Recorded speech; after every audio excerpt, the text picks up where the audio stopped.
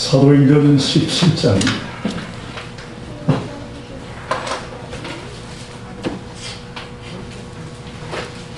26절부터 29절까지 주부에 표기되어 있는데 26절과 27절 두 절 말씀만 보도록 하겠습니다.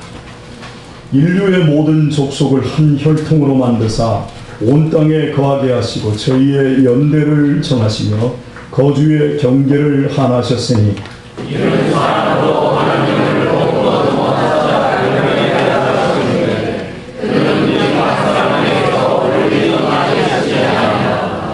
아멘.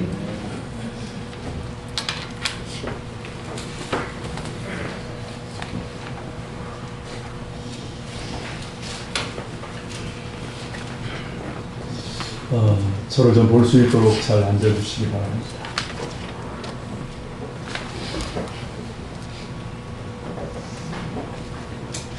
아레오바구 위에 선 바울은 아테네에 있는 알지 못하는 신을 위한 재단을 언급하는 설교를 시작했습니다.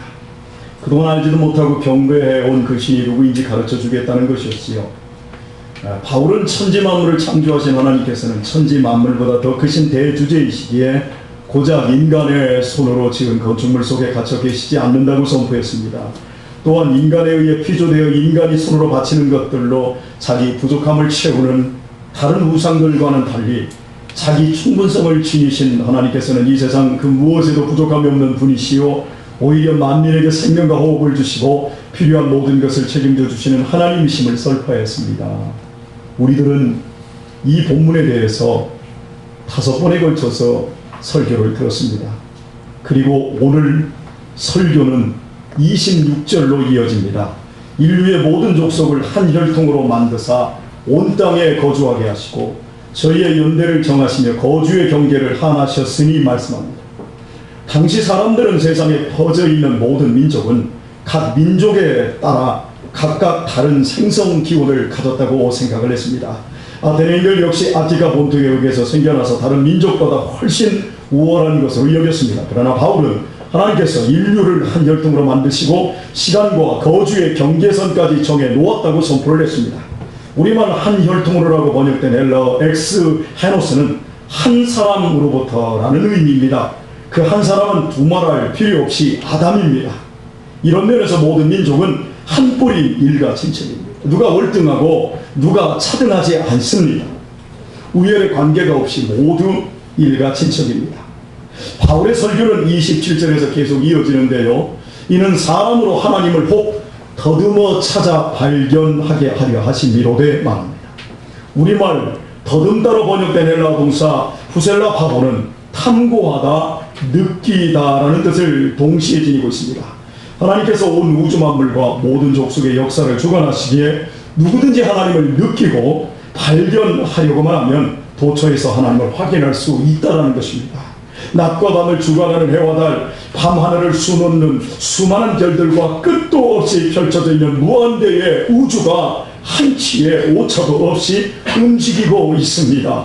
결코 우연히 존재하고 유지될 수 없습니다. 어떤 절대적인 존재가 완전한 본능과 지혜로서 움직이고 있다는 것을 조금만 생각하면 알 수 있습니다.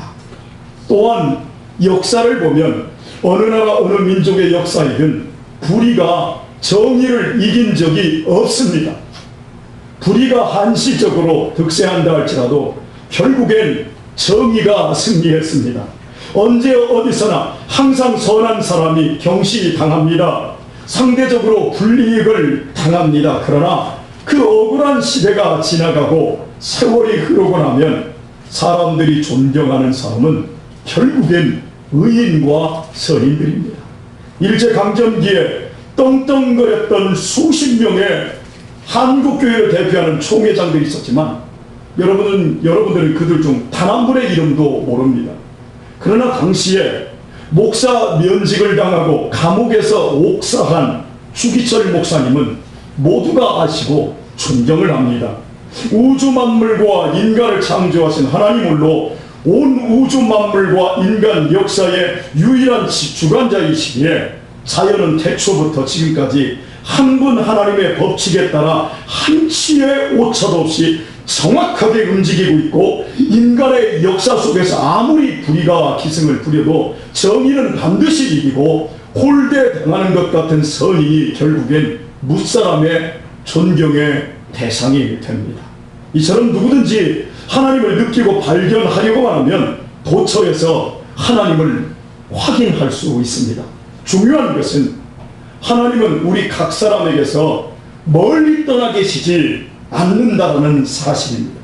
하나님께서는 결코 우리가 이룰 수도 없는 저 멀리 저 피안의 어떤 세계에 계시는 분이 아니십니다. 삼위일체 하나님께서는 인간의 역사 속으로 침투해 오셔서 언제나 우리 삶의 현장 한가운데 우리 곁에 함께하고 계십니다. 그래서 우리는 겸손하기만 하면 언제 어디서나 그분을 느끼고 그분을 뵐 수 있습니다. 더욱이 우리에게는 성경이 있습니다. 하나님께서는 인간에게 당신의 특별 계신 당신의 말씀을 우리에게 주셨습니다. 그 덕분에 우리는 자연 현상과 인간의 역사를 통해 하나님을 멀리 피상적으로만 느끼고 확인하는 차원을 뛰어넘어 하나님의 특별 계시인 성경 말씀을 통해 하나님의 뜻과 하나님의 속성과 하나님의 의도를 구체적으로 알 수 있습니다. 성경을 보면 우리가 놀라는 사실은 성자 하나님께서 인간의 몸을 입고 이 땅에 직접 오심으로써 우리로 하여금 하나님의 사랑과 자비로우심을 직접 보게 해 주셨다는 것입니다. 그뿐만이 아닙니다. 예수님께서는 인간의 죄값을 대신 치르시기 위해 십자가의 제물로 돌아가셨다가 사흘째 되는 날 죽음을 깨뜨리고 부활하심으로 죽을 수밖에 없는 죄인인 인간에게 먼저 영원한 생명의 길을 주셨습니다. 그리고 그 예수님께서 구원 사역을 마치고 승천하시기 직전 마태복음 28장 20절에서 우리에게 이렇게 약속하셨습니다. 볼지어다 세상 끝날까지 너희와 항상 함께 있으리라. 부활하신 성자 하나님의 몸은 승천하셨습니다. 그러나 당신의 영으로 세상 끝날까지 우리와 함께 항상 함께 하시겠다라고 약속의 말씀을 주셨습니다. 저는 자신 있게 말씀합니다. 20살에 거듭났습니다. 그날부터 제 인생은 돈이나 제 개인의 출세나 제 개인의 안녕에 맞추어지지 않고 예수님을 향해 제 인생이 맞추어졌습니다.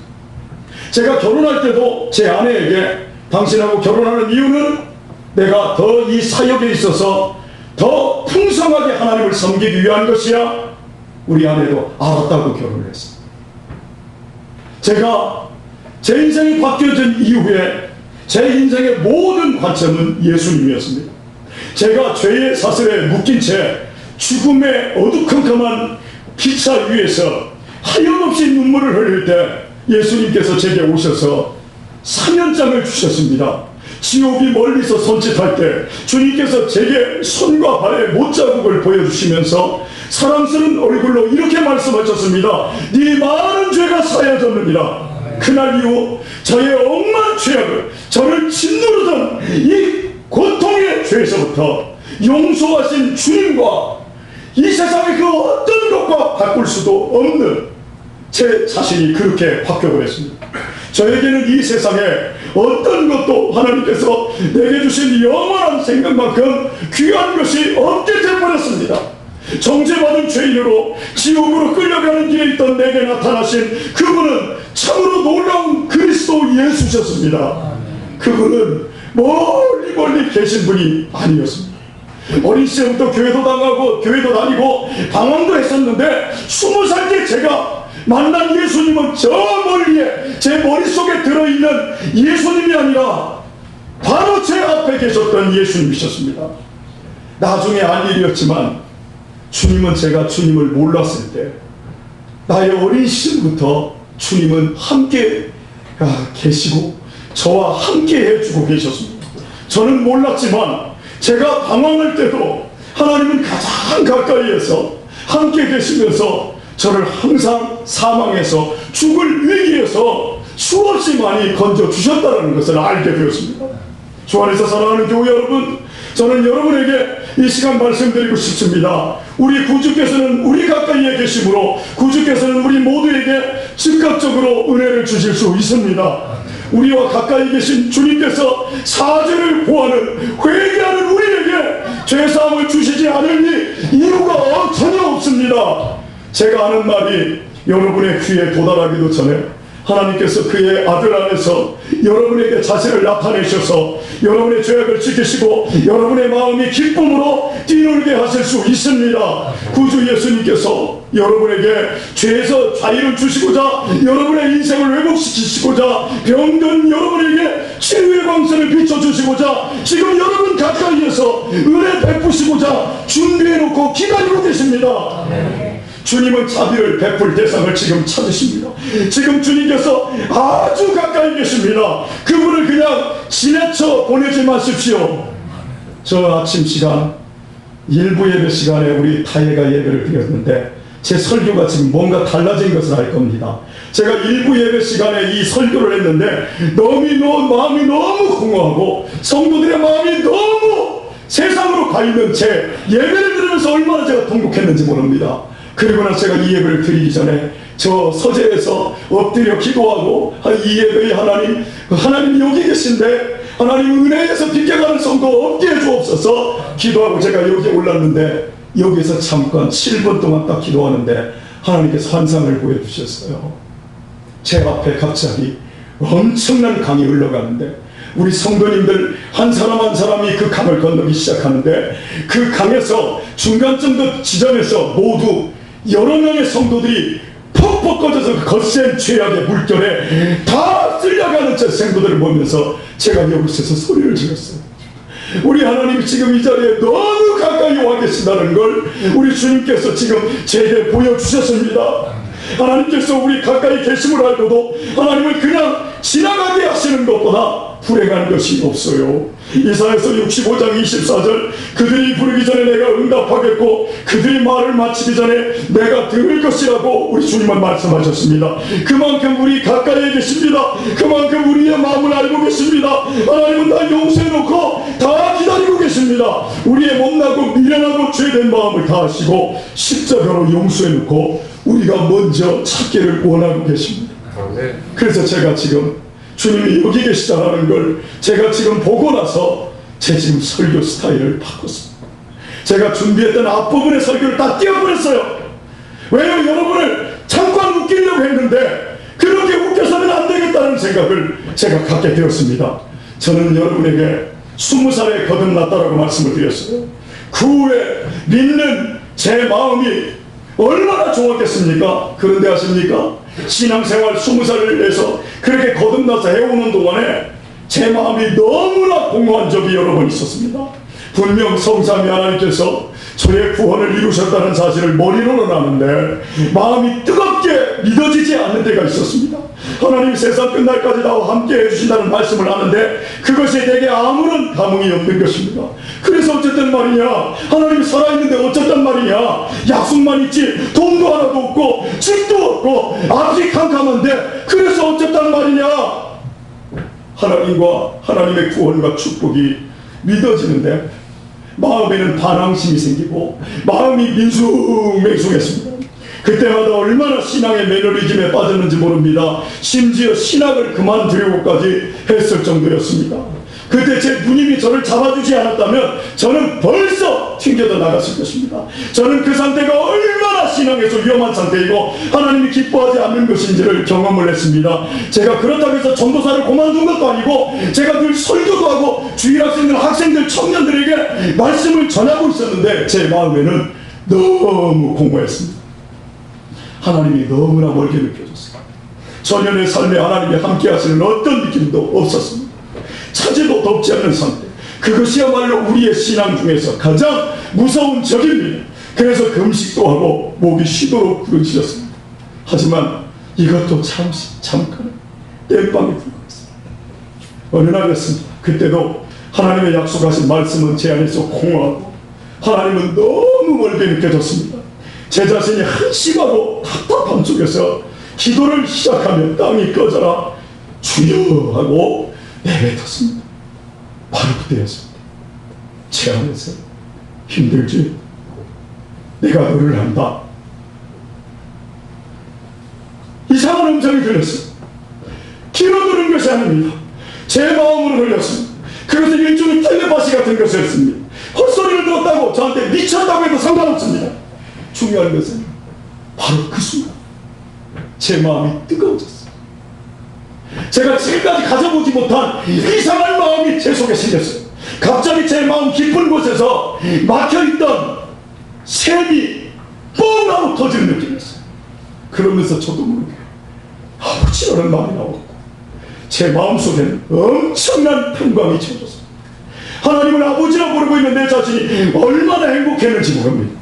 저는 그렇게 몇 시간을 기쁨 속에 눈물만 흘리며 아버지만 부르다가 기도를 마쳤습니다.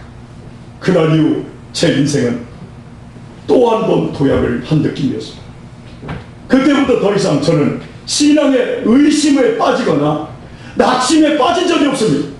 나와 함께 하시는 하나님을 분명히 알게 되었기 때문입니다. 힘들 때도 있고 어려울 때도 있지만 낙심하지는 않게 되었습니다. 그날부터 하나님은 한 번도 저를 실망시킨 적이 없습니다. 저 역시 그런 하나님을 신실하게 따를 수 있게 되었습니다. 제 삶은 거꾸로 갔습니다. 제가 수없이 많은 목사님들에게 인정을 받고 이 교회에서도 오라 저 교회에서도 오라 그러는데 자꾸 하나님은 제 인생을 거꾸로 드려버렸습니다. 돈도 다 빼앗으려고, 제 아내가 해왔던 전세금까지 다 빼앗으려고 완전히 알퀴지로 만들어버렸습니다. 세상이 거꾸로 갔습니다.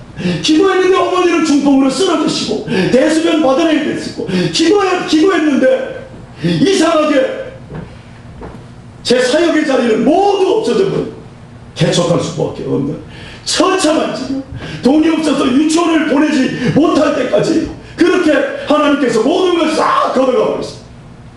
그런데 아십니까? 그 상황 속에서 하나님의 일하심에 대하여, 하나님의 살아계심에 대하여 전혀 의심이 제 속에 들지 않았습니다.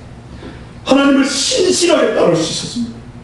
제 자신이 한 번의 엄청난 기적으로 변하여 오늘 목사가 된 것이 아닙니다. 하나님이 너무나 가까이 계시다는 것을 놀람으로 알고 난 이후 보다 좋은 나를 위해 하나님이 나를 예수님을 주시듯 그렇게 사랑하셨듯이 나도 그렇게 그 마음으로 예수님을 사랑하고 하나님을 사랑해야지 라고 하는 그 마음을 품고 보다 좋은 신앙을 위해 채찍질할 수 있었습니다. 욕망을 끊어버릴 수 있었고 절제할 수 있었고 성실할 수 있는 가운데서 저 자신이 혁명적으로 오늘처럼 변해버렸습니다. 저는 지금도 답답할 때, 어떤 딜레마에 빠져 한참할 때 아버지 이렇게 아버지만 연말할 때가 많습니다.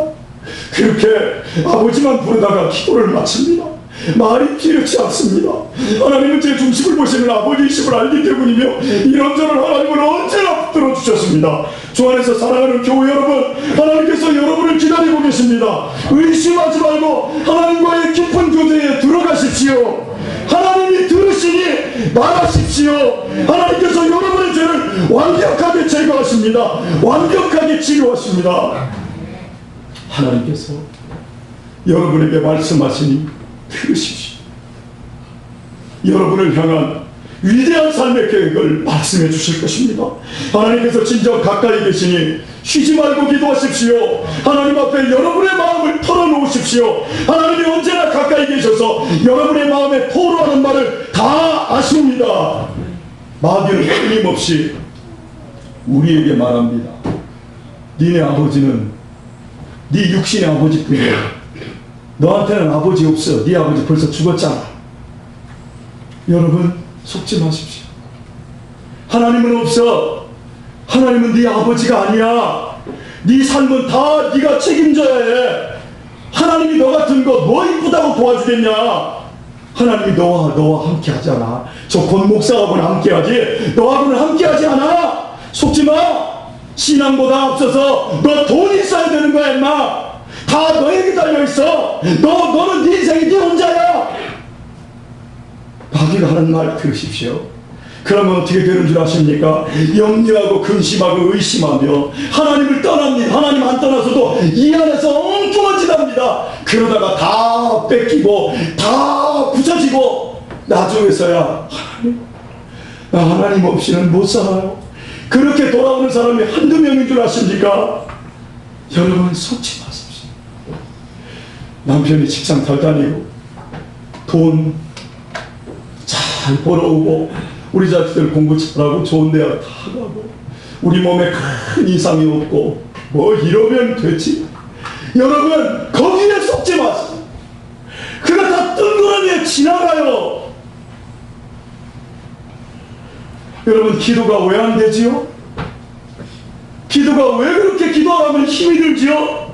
통성으로 기도하자고 해도 기도 왜 안 하지요? 하나님이 너무 멀리 있고 아버지라는 믿음이 우리 안에 없기 때문 아닌가요? 기도가 힘들게 여겨지는 것은 분명히 하나님이 아버지라고 믿어지지 않는다는 증거입니다. 저희 동네에 애들이 참 예쁘게 생긴 애들이 많습니다. 똑똑한 애들이 많습니다. 애들이 영특합니다.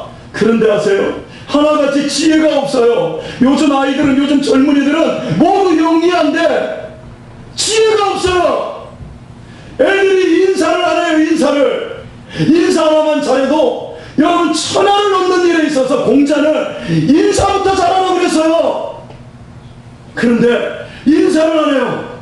그래서 제가 우리 아파트에서 아이들한테 아야 오랜만이다. 아유 지은이 오랜만이네. 아유 정은이 오랜만이네. 휴가 갔다 왔냐 세진아. 제가 먼저 인사를 합니다. 인사 안 하면 야 인사해야지 아저씨 보면 그래야 착한 사람이지. 제가 우리 아이들하고 인사도 하고 그 아이들하고 가끔씩 축구도 하고 그 아이들하고 놀아줍니다. 아이들하고 시간을 같이 가져줍니다. 그런데 아세요? 그 애들이 저하고 놀기는 놀고 인사는 해도 저에게 돈 달라고 하는 아이들이 한 명도 없습니다. 그런데요 우리 유신이는 가끔 아빠 돈 좀 주시면 안 되겠어요? 돈 좀 주세요. 뭐하게 얼토당토 않는 거 산다 그러지. 그러면 이 다음에 사줄게 하고 끝납니다. 그런데요 우리 집에서 아주 사랑스러운 아이가 하나가 있어요. 18살 먹은 제 딸입니다. 시가고 와가 시익 웃습니다. 시익 웃고 저한테 그럽니다. 조용히 다가오고 웃으면서 작은 목소리. 아빠 돈 좀 주세요. 제 딸은 저한테 돈 맡긴 적이 없어요. 10원 한 장 안 맡겼어요. 우리 유신이는 돈 딱 벌어오면 누가 돈 받아오면 저한테 다 맡깁니다. 그런데 제 딸은 돈을 맡기지를 않아요. 그런데 돈 맡겨놓은 것처럼 아빠 돈 좀 주세요. 10원도 벌지 않아요. 그런데 아세요? 저는 아버지에게 주어야 합니다. 제가 이렇게 주는데 아내가 여보 주지마 제가 돈 다 써버려. 그래도 돈은 그래도 줍니다. 돈이라고는 무슨 일 쓰라고 있는 거지. 줍니다. 제가 우리 딸에게 돈을 주면서 지금까지 뺏기는 안 좋은 기분으로 준 적이 한 번도 없습니다. 언제나 기쁨으로 주었습니다. 하나님은 멀리 계시지 않습니다. 하나님은 여러분의 좋으신 아버지이십니다. 아멘. 하나님과 친밀해지십시오. 하나님을 경외하고 하나님을 여러분이 지금까지 하나님을 얼마나 무시했어요. 하나님 아버지를 여러분 얼마나 서운하게 했어요. 하나님과 친밀해지십시오. 그것이 복입니다. 우리는 삼위일체 하나님을 좋으신 아버지로 믿습니다. 그리고 그 하나님을 가끔씩 사랑한다고 고백합니다. 찬양할 때는 두 손 들고 찬양합니다.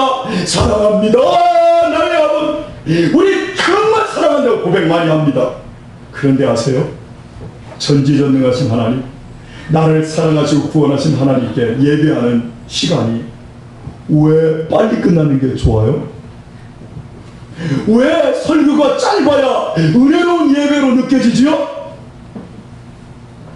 하나님이 멀리 있다고 느껴지기 때문입니다. 그리고 여러분이 지금 보고 있는 이 권목사만 시아버지처럼 경찰처럼 무서운 율법 선생님처럼 여러분 앞에 있는 모습 그대로 보기 때문에 제 뒤에서 여러분 가운데서 역사하실 하나님을 여러분이 인격적으로 믿지 못하기 때문입니다. 그러나 그런 사람들이 하나님의 임재 속으로 들어가면 예배 그 자체가 좋아집니다. 하나님과 친밀해지면 시간은 문제가 되지 않습니다. 예배 때 설교자보다 하나님을 더 바라볼 수 있게 됩니다. 이렇게 가까워질 때 우리의 모든 기도는 응답이 되고 우리의 삶에는 임마누엘의 복이 나타나는 것입니다. 1534년 영국왕 헨리 8세는 천주교회에서 탈퇴하여 자신이 교회의 머리가 되는 국가 종교를 만들었습니다. 그것이 영국 성공회입니다. 그러나 종교가 정치화되었기에 신앙은 모두 이론이 되고 신앙생활은 모두 관습이 되어버렸습니다. 복음에 대하여 뜨거움이 없습니다. 신앙생활에 열정도 없는 사라지만 죽은 신앙으로 변질되었습니다. 그런 중에 18세기 웨슬리나 찰스 핀이라든지 조나단 에드워즈라든지 이런 사람들에 의해 큰 영적 각성이 일어나면서 사람들이 예배를 통해 하나님의 말씀을 들으면서 회심이 일어나고 거듭남이 일어나며 드디어 그때부터 변화의 삶을 사는 엄청난 역사가 일어납니다. 말씀이 증거될 때 성령의 역사가 일어나면서 웨슬리를 주축으로 감리교회가 탄생하게 됩니다. 그때 영국 성공회는 국가 권력을 동원하여 감리교회를 탄압하게 됩니다. 이단이다. 다 잡아 죽여라. 요한 웨슬리와 사람들이 한밤중에 모 헛간에 모인다라는 소식을 접한 성공회의 비밀 경찰들은 예배하는 시간에 헛간을 덮치기로 하고는 한 사람을 미리 헛간에 들어가 자루 속에 숨게 했습니다. 예배가 시작되면 몰래 나와 안에서 문을 열어주면 밖에서 대기하고 있던 경찰들과 함께 덮치려고 한 것입니다. 드디어 시간이 되어 감리 교인들이 찬양을 부르기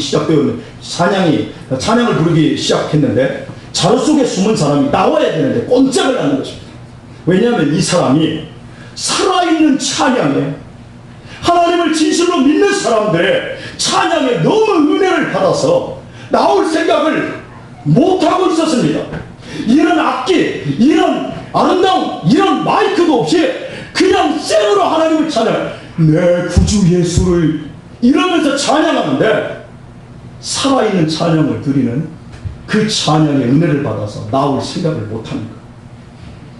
이어서 감리 교인들의 기도가 이어졌는데 그 기도 중에 하나님께서 자루 속에 숨어있는 사람에게 역사했습니다. 그래서 그는 자루 안에서 하나님의 자비와 은혜를 구하며 부르짖기 시작했습니다. 아버지, 지옥을 피하게 해주옵소서. 나도 구원하여 달라고. 그 사람은 태어나면서부터 성공의 교인이었고 태어나면서 모태신앙이었고 태어나면서부터 하나님을 섬기는 사람이었는데 그때서야 지옥의 불구덩이를 본 거예요. 처절하게 부르짖기 시작했어요. 감리교인들이 기도하다 보니까 구주 예수님을 찾는 처절한 목소리와 함께 자루가 요동을 치게 됩니다. 비밀 경찰, 자루 속에 들은 그 경찰은 그날 구원을 받았습니다. 관습과 제도 속에 있는 허상의 하나님이 아닌 살아계신 삼위일체 하나님을 그는 자루 속에서 직접 만났습니다. 여러분들도 오늘 이 예배가 바로 그런 자루 속이 되기를 축복합니다.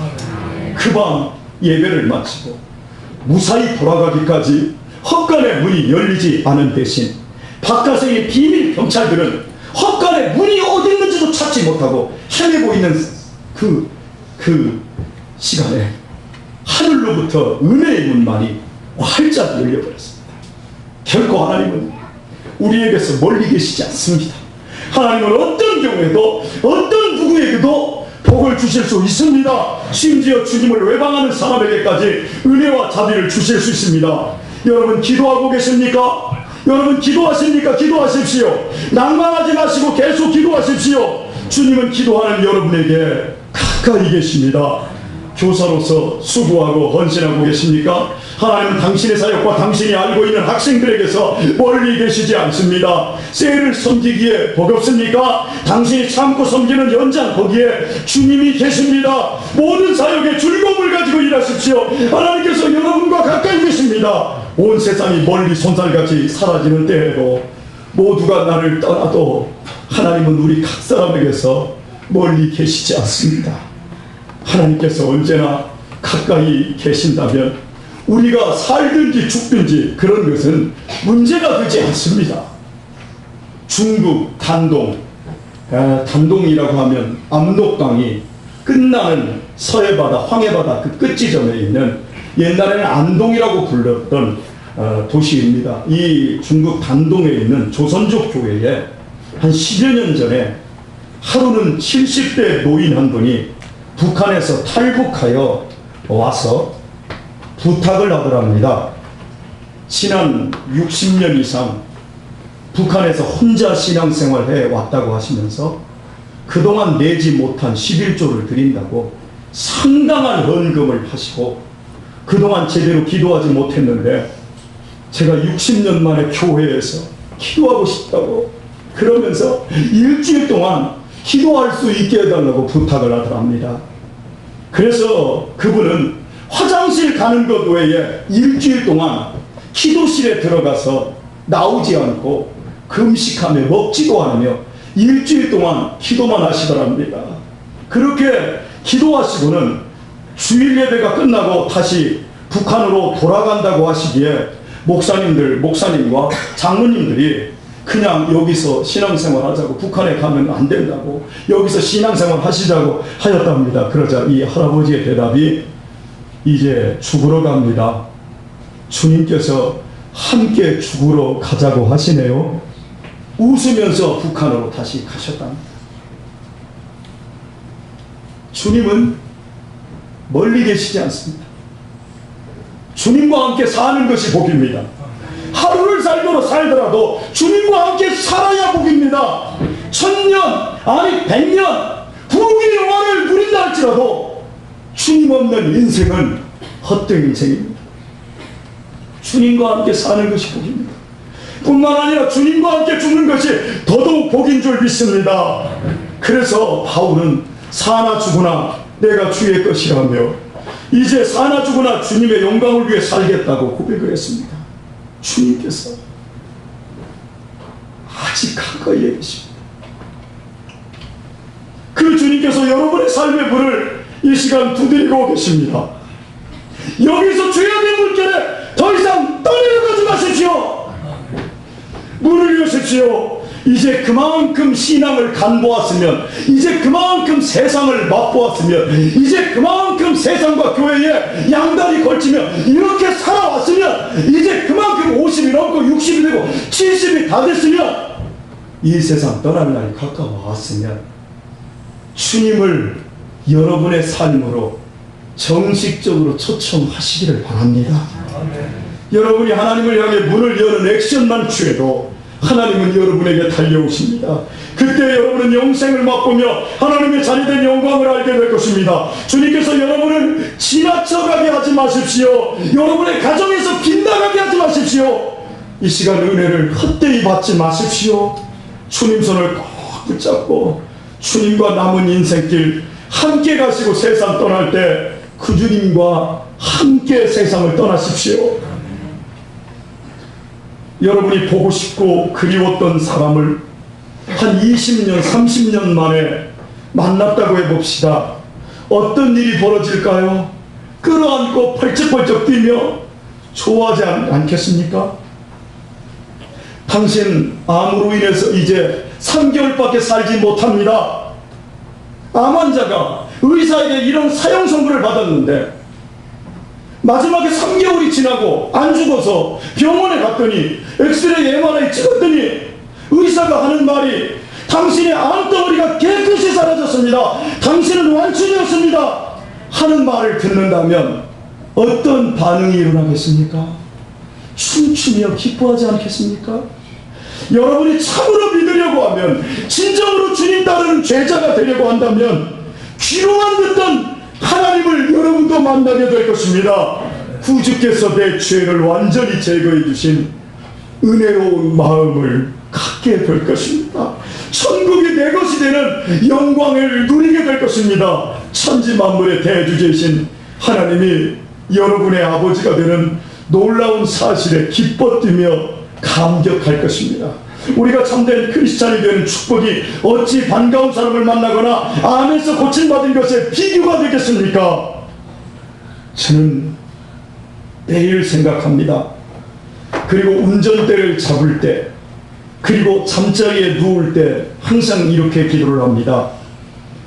주님, 제 사명이 다하여 제가 이 운전대를 놓기 전에 혹시 저를 불러 가신다면 주님께서 직접 저를 데리러 와주세요. 주님, 오늘 밤 저의 영혼을 거두신다면 우리 주님께서 직접 오셔서 저를 데리고 가옵소서. 저는 이렇게 날마다 주님을 바라보며 순간순간 주님께 그렇게 기도합니다. 주 안에서 사랑하는 우리 성탄 장로교회 교우 여러분, 우리 주님은 우리에게서 너무나 가까이 계십니다. 지금 여러분이 말씀 듣는 이 자리에 영으로 함께 와 계십니다. 아멘. 뿐인 줄 아십니까?